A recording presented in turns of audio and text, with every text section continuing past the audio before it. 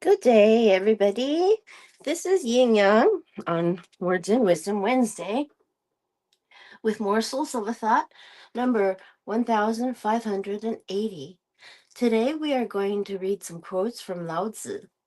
Lao Tzu was a man who lived 2,000 years ago, and he was Chinese, and we use a lot of quotes from him in the Chinese culture, and it's been seeping into the Western world because it is of merit and value. So let's try looking at it. The author of this book is a translator named Stephen Mitchell. So this is the Tao Te Ching. We call it the Tao Te Ching. The reason it's spelled with a T is that it's a hard D. Dao, de, jing. Okay. So anyway, here we go.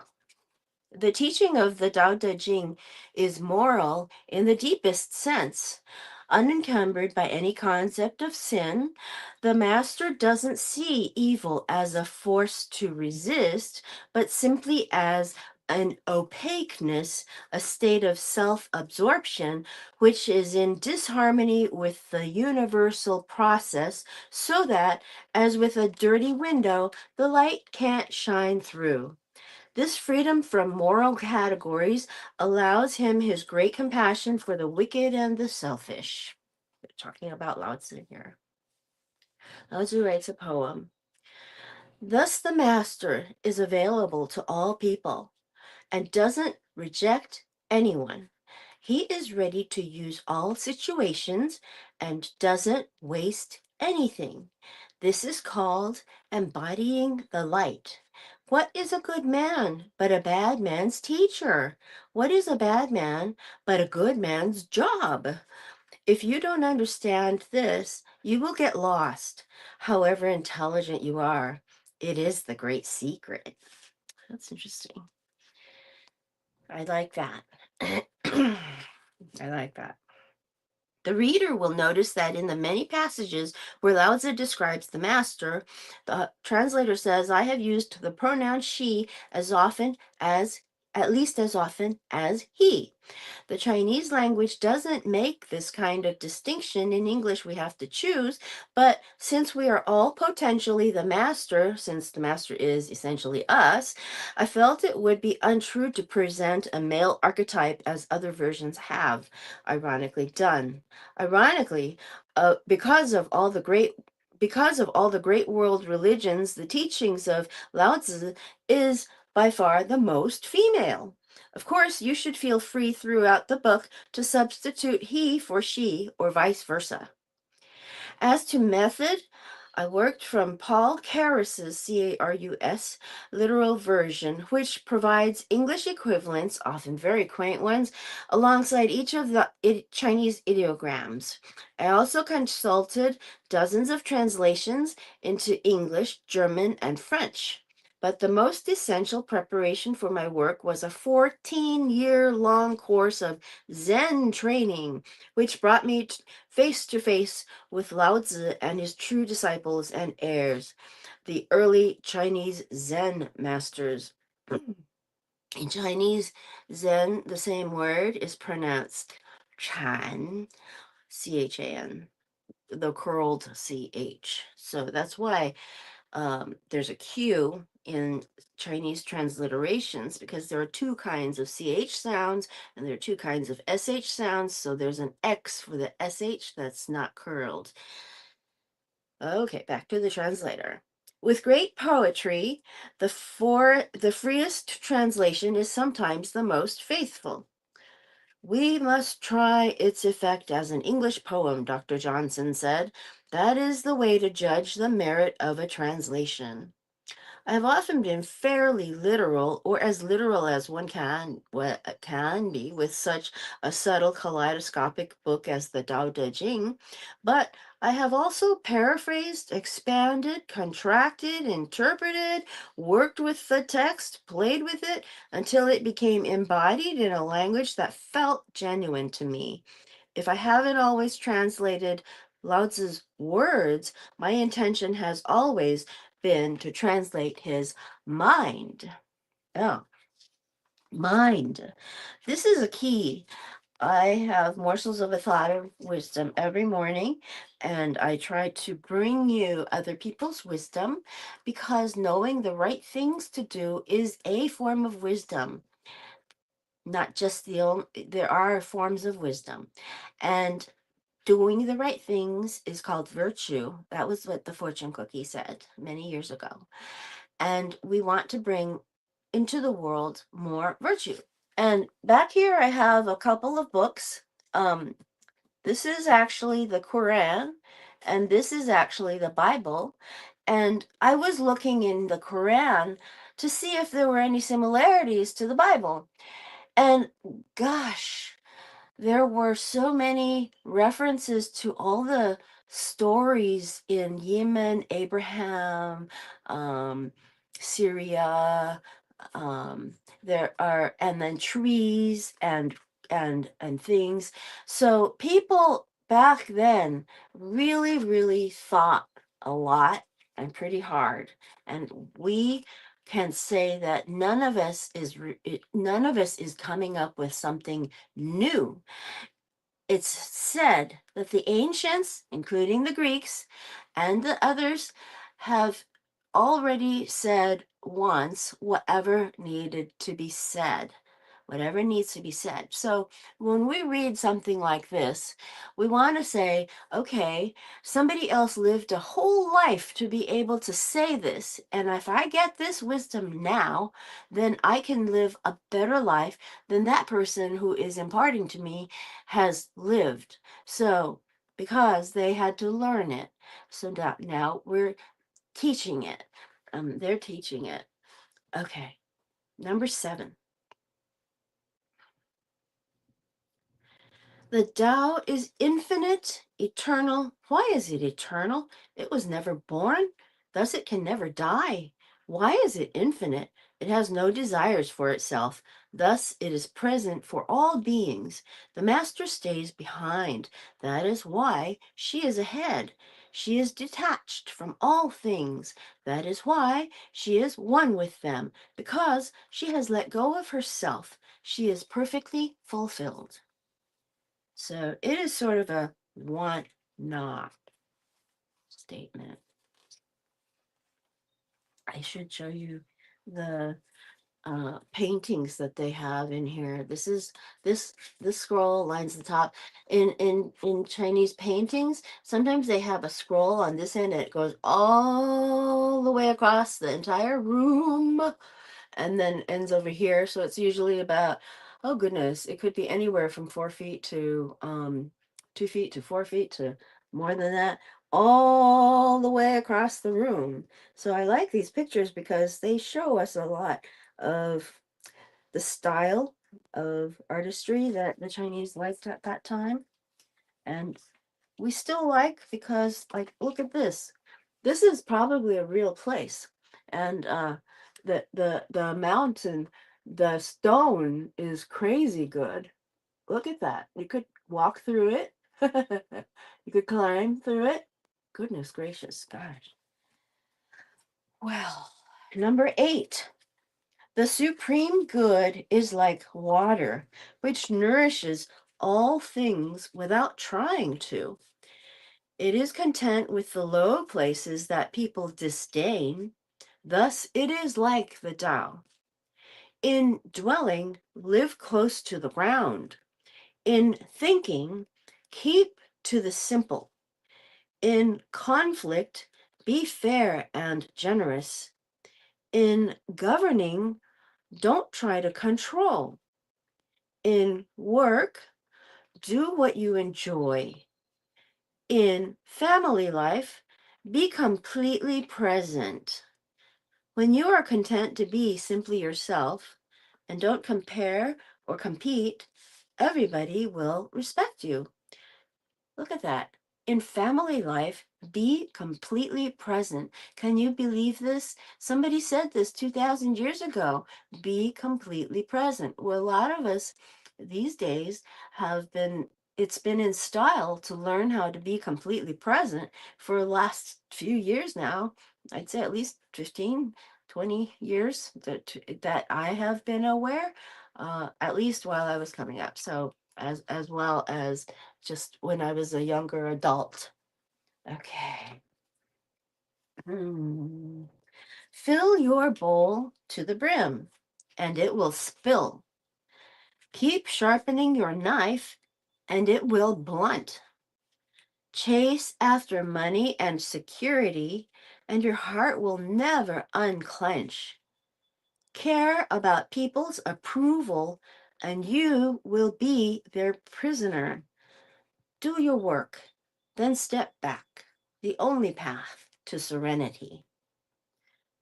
See that? Care about people's approval, and you will be their prisoner. In other words, if you're concerned about how other people will talk about you, then they have rented space in your brain that you didn't know you were giving away. That's somebody has said this 2,000 years ago. Do your work, then step back. The only path to serenity. Oh gosh, wow. Okay, next. Number 10. Can you coax your mind from its wandering and keep to the original oneness? Can you let your body become supple as a newborn child? Can you cleanse your inner vision until you see nothing but the light? Can you love people and lead them without imposing your will? Can you deal with the most vital matters by letting events take their course? Can you step back from your own mind and thus understand all things? Giving birth and nourishing, having without possessing, acting with no expectations, leading and not trying to control. This is the supreme virtue. Imagine yourself. To me, I would like to use the analogy of going on a hiking trip. You're in the front and you're walking and you're not trying to control the others and they follow you. And there is step back from your own mind and thus understand all things. We think, okay, what am I thinking right now? And then you start to understand what you are thinking and how you are spending the next 30 minutes of your life to make it so that that's the rest of your life, right? I read that yesterday. The next 30 minutes will determine the rest of your life. Goodness gracious. Wow. Number 11. Oh, let me show you. Sorry. Let me show you this picture, this painting. It's a picture of a photo of a painting.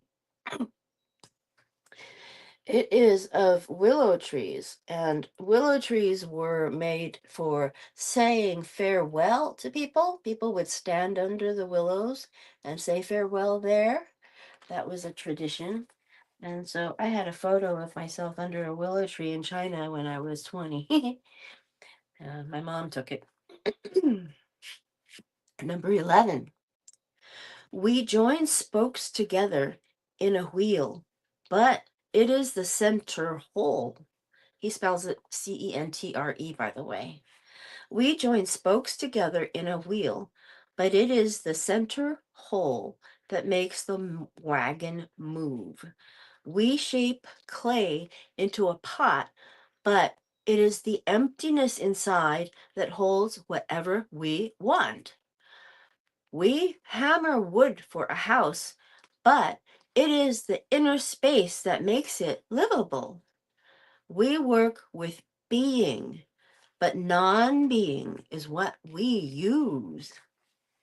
I think it means that you are automatically doing things by not thinking consciously all the time, that when we live, we are not always consciously thinking. So this is a statement of facts, not a criticism, but a statement of fact.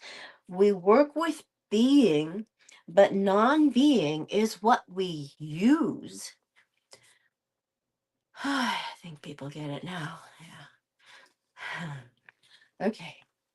Next what? Monkeys! Oh my gosh! Yay! Yay! My uncle was born on the year of the monkey! Yay! They're so cute. Oh my gosh! Yay! Yay! Yay! Okay. Okay. Okay. Okay. Okay. Don't get so excited, Mary. Okay. Number 12. Colors blind the eye. Sounds deafen the ear. Flavors numb the taste. Thoughts weaken the mind. Desires wither the heart. The master observes the world, but trusts his inner vision. He allows things to come and go. His heart is open as the sky. That's the master. Read that one again. Colors blind the eye. Sounds deafen the ear. Flavors numb the taste. Thoughts weaken the mind. Desires wither the heart. The master observes the world but trusts his inner vision. He allows things to come and go. His heart is open as the sky. This is how to live a long life. This is how you can realize that you need to let things come and go and have an open heart, open as the sky. This is how to live a long life. So, number 13, success is as dangerous as failure. Hope is as hollow as fear. What does it mean that success is as dangerous as failure? Whether you go up the ladder or down it, your position is shaky. When you stand with your 2 feet on the ground, you will always keep your balance. What does it mean that hope is as hollow as fear? Hope and fear are both phantoms that arise from thinking of the self. When we don't see the self as self, what do we have to fear? See the world as yourself. Have faith in the way things are. Love the world as yourself. Then you can care for all things. I want to swear because this is so wise, but I won't swear because that's bad. Okay, so we read up to number 13. There is a total of number 81. 81. That's a magic number. 80 is a magic number for the Chinese.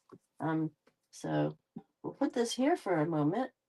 And I do want to read some of the footnotes from this Quran because they tell you what the heck the religion was like.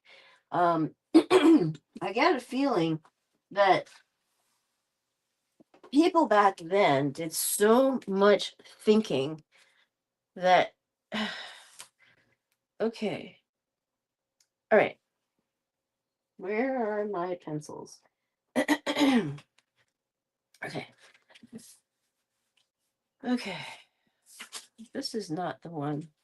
This is not the page I was looking for.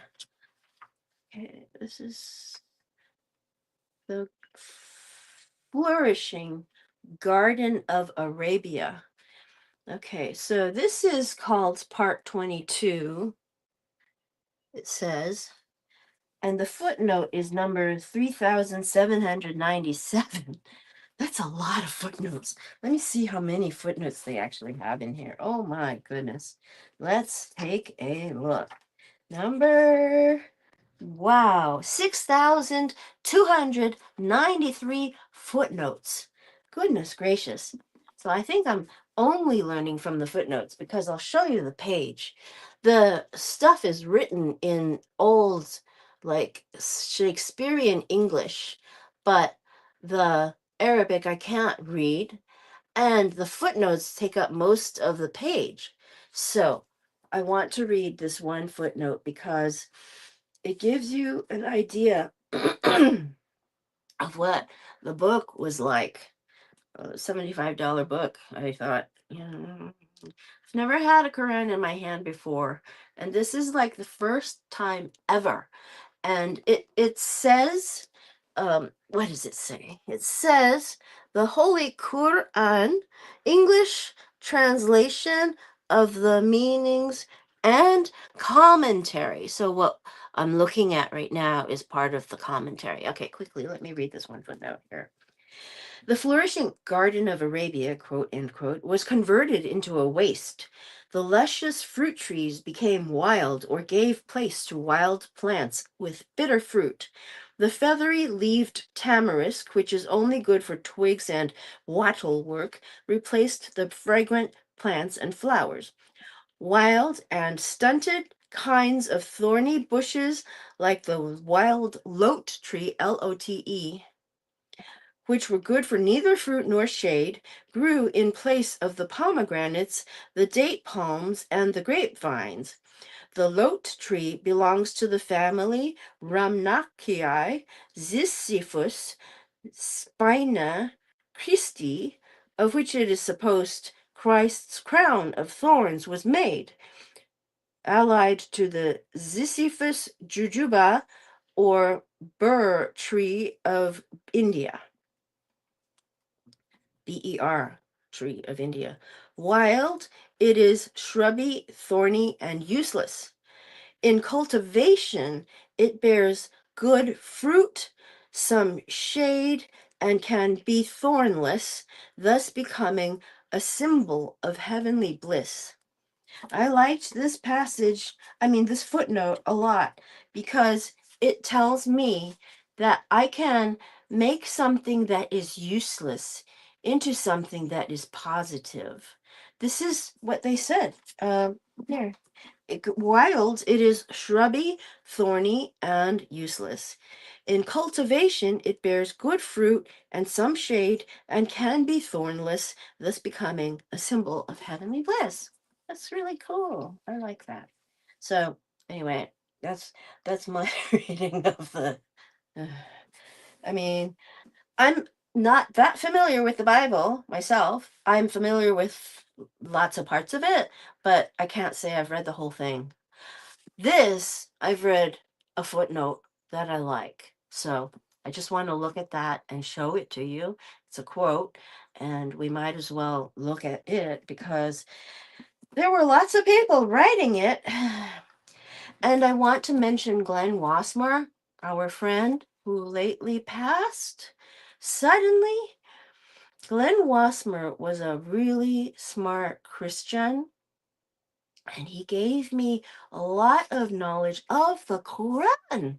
Interestingly enough, he told me where the Quran conflicts the most with the teachings of Christ.